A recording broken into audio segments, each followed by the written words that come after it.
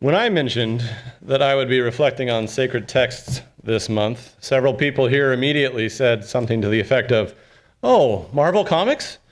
It's like you know me." So I considered some other ideas, of which there seemed to be no shortage. I thought of the Bible, by which I mean the Barbecue Bible by Stephen Raishlin, or maybe lyrics to Houses of the Holy by Led Zeppelin, or possibly the 5th edition Player's Handbook for Dungeons and Dragons. But after some deliberation, I decided it was time to get back to basics. Halfway between Pooh's house and Piglet's house was a thoughtful spot, where they met sometimes when they had decided to go and see each other.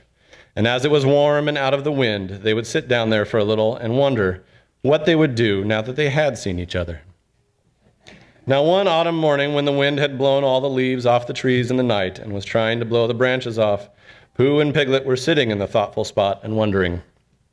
"What I think," said Pooh, "is I think we'll go to Pooh Corner and see Eeyore, because perhaps his house has been blown down and perhaps he'd like us to build it again."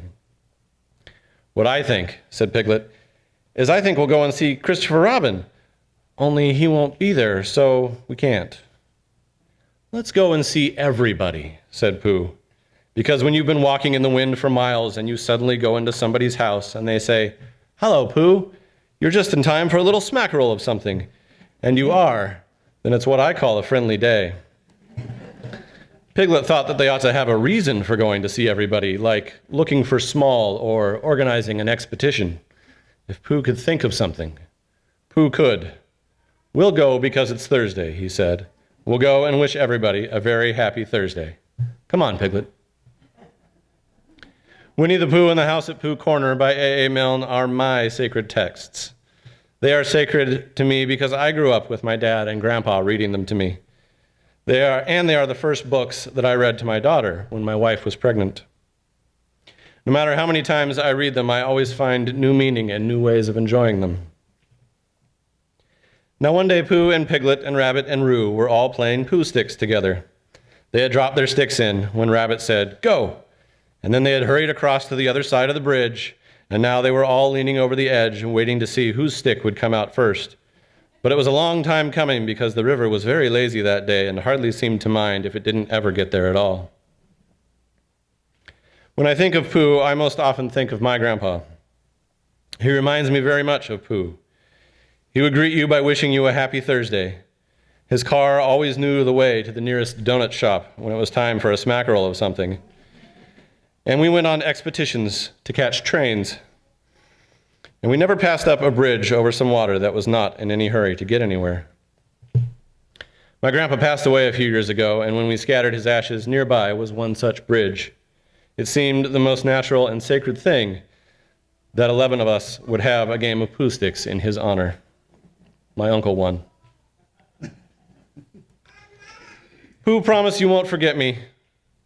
Ever, not even when I'm 100. "How old shall I be then?" 99. Pooh nodded. "I promise," he said. As I have gotten older, I've found that I too have a lot in common with that silly old bear. I attended culinary school not because I wanted to learn how to cook, but because I like to eat. I am to pizza what Pooh is to honey. First of all, he said to himself, "That buzzing noise means something. You don't get a buzzing noise like that, just buzzing and buzzing without it meaning something. If there's a buzzing noise, somebody's making a buzzing noise, and the only reason for making a buzzing noise that I know is because you're a bee." Then he thought another long time and said, "And the only reason for being a bee that I know is making honey."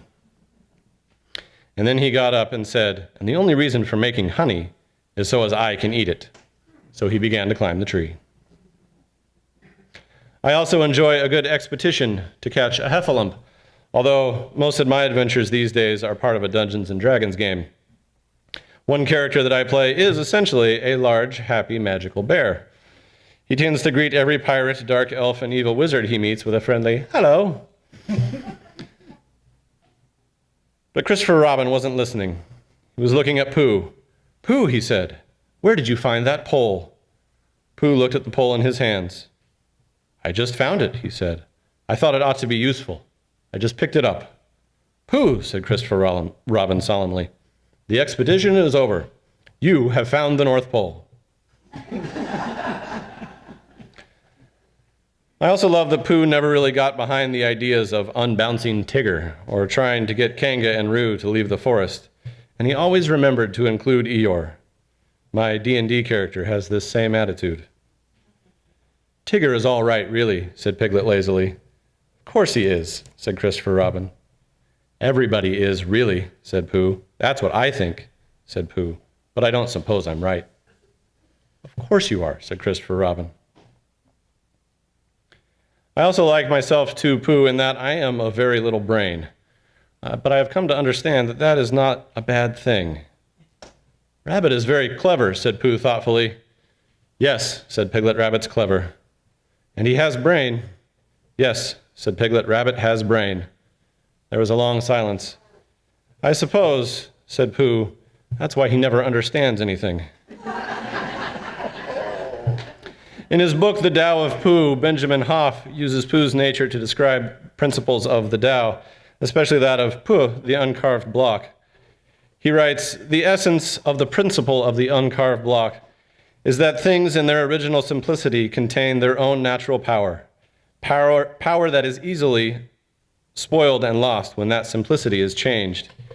He continues, no matter how he may seem to others, especially those fooled by appearances, Pooh, the uncarved block, is able to accomplish what he does because he is simple-minded. From the state of the uncarved block comes the ability to enjoy the simple and the quiet, the natural and the plain. As Piglet put it, Pooh hasn't much brain, but he never comes to any harm. He does silly things, and they turn out right. Sounds good to me. Winnie the Pooh and the House at Pooh Corner are sacred to me because they tell the tale of someone that has both influenced who I already am and who I would like to grow up to be.